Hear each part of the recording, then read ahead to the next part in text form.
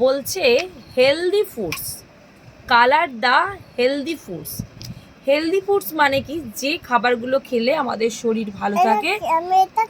হ্যাঁ, আমাদের শরীর ভালো থাকে, যে খাবারগুলো খেলে আমাদের পেট ব্যথা হয় না, সেগুলোকে আমরা বলছি হেলদি ফুড।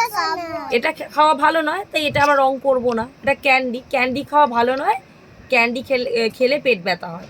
আর কোনটা খাওয়া ভালো নয়? এইটা। হ্যাঁ, কুকিজ, ভেরি গুড। কুকিজ খেলেও আমাদের পেট ব্যথা হয়, তাই কুকিজও আমরা খাবো না। আর কোনটা খাওয়া ভালো নয়? না, এটা সোডা।